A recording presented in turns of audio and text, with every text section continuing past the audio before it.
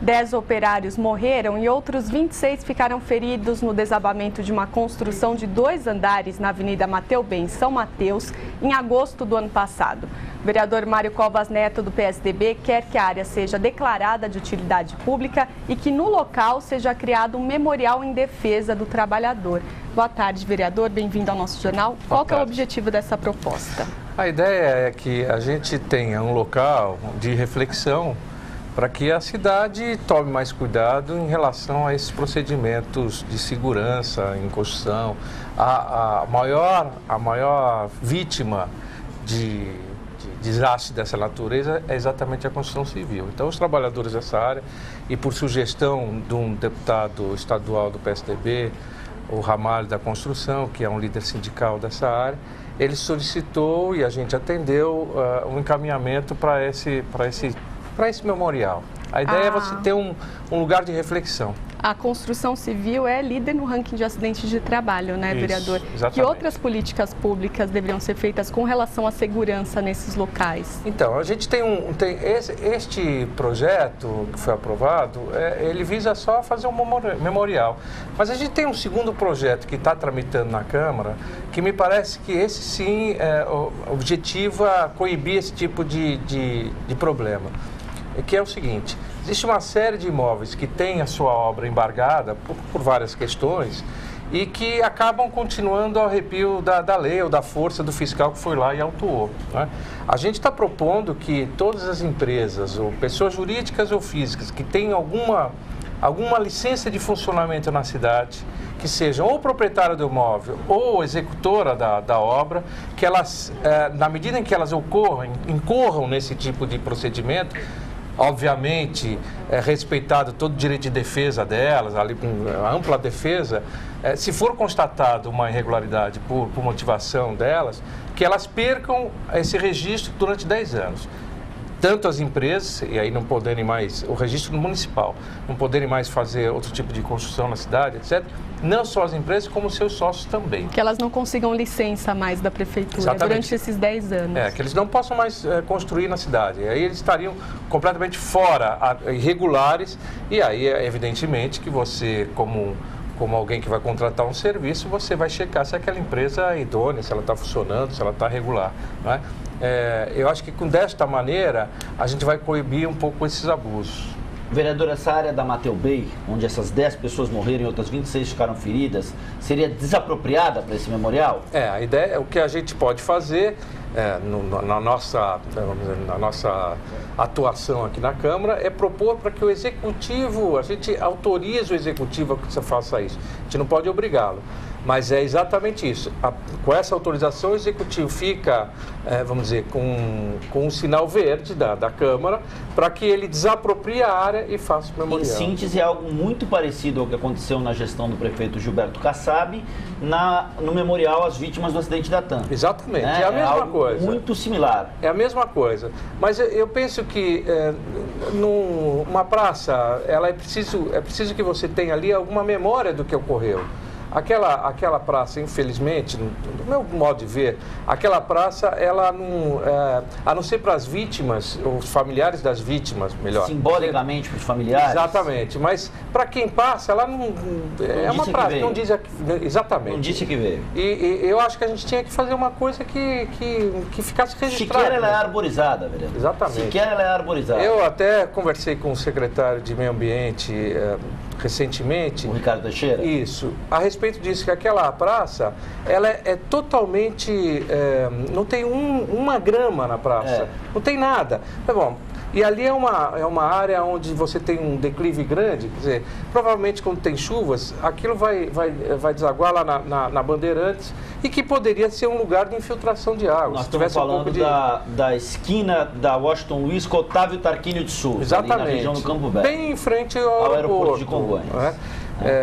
Realmente, foi uma praça desapropriada. Eu acho que é bom ter essa memória, mas poderia ser estudado uma coisa. Agora, vereador, o senhor falou uma coisa para a Adriana, que eu acho que é a coisa mais importante do que o senhor está propondo aí. Porque a questão central existe o fiscal da prefeitura. O fiscal vai lá, embarga a obra.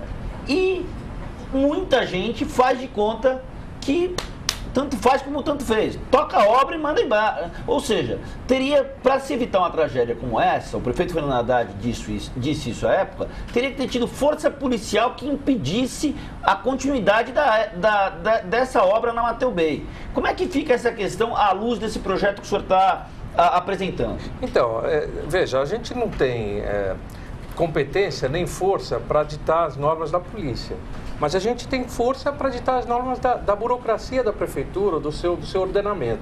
Muito bem, as empresas, para poderem funcionar, elas precisam estar regular junto à prefeitura. Elas precisam ter a licença municipal. Então, a nossa ideia é de que aquele que infringir a norma perca essa licença.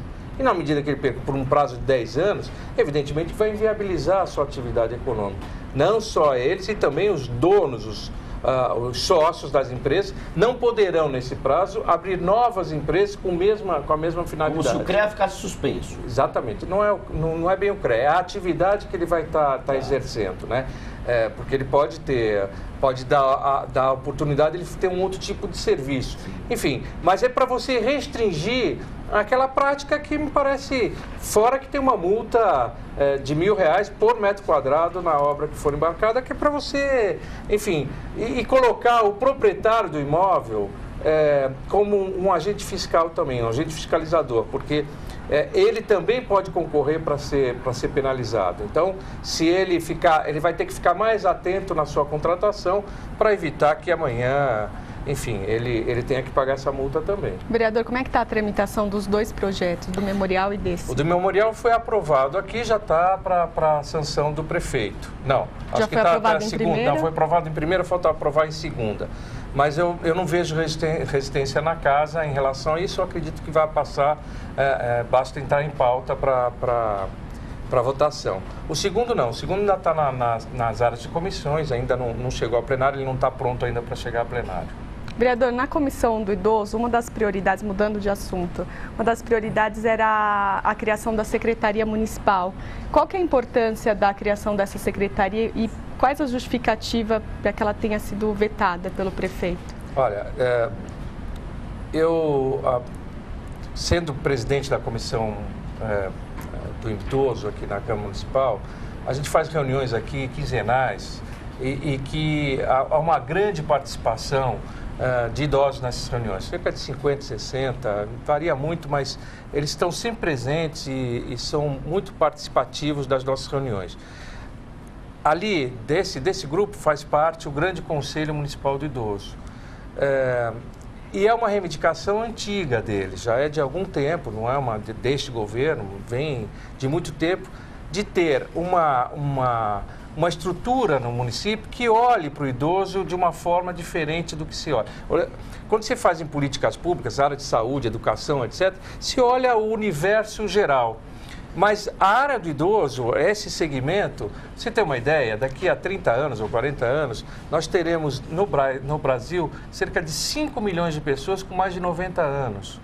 Ou seja, é preciso que você tenha políticas públicas para essas pessoas. Senão, daqui a pouco, aquilo que era reservado, eventualmente, para a população, de modo geral, vai estar sendo ocupado por essa faixa, que é uma faixa mais fragilizada.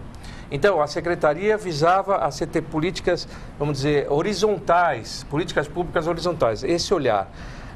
E, por outro lado, foi aprovado, ainda no ano retrasado, um Fundo Municipal do Idoso. Esse fundo pretende dinheiro de imposto de renda, etc., privado, para que se forme um fundo exatamente para fazer essas políticas. Mas, infelizmente, a Prefeitura não regulamentou isso no prazo que seria em 120 dias no ano passado. Não sei a razão, nós já até pressionamos e fizemos requerimentos nesse sentido. E essa secretaria, eventualmente, poderia gerir esse fundo, né?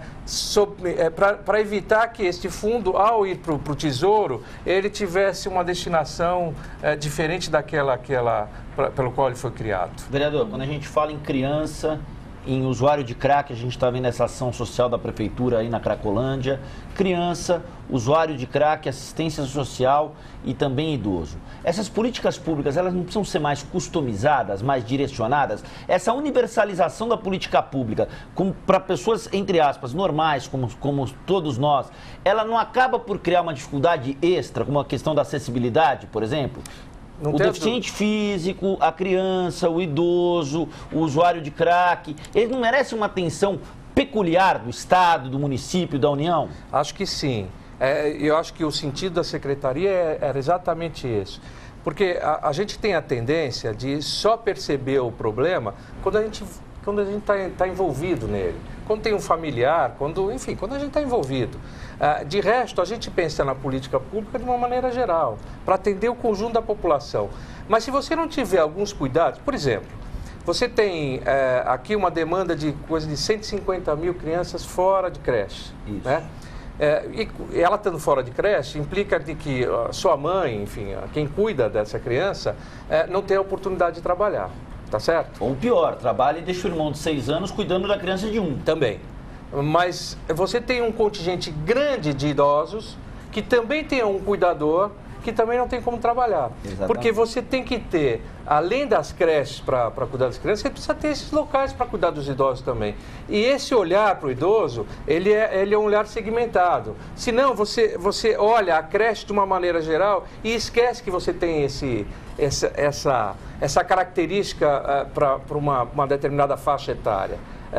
E isso vale para outras, para o deficiente físico, sem dúvida nenhuma. Quer dizer, quando você vai tratar de transporte coletivo, você tem que pensar no deficiente físico, calçadas, enfim. Na linguagem da política pública, vereadora, do micro para o macro. Exato. Né? Do microambiente, pensando naquele segmento e nas necessidades pontuais daquele microambiente para o macro. Exato. Então, você tem que ter nesses segmentos, o poder público ele precisa ter representantes. E aí você pode, no caso da prefeitura, ela não aceitou a secretaria porque alega que ele já tem um departamento que cuida do idoso e que, na visão do prefeito, está de bom tamanho assim.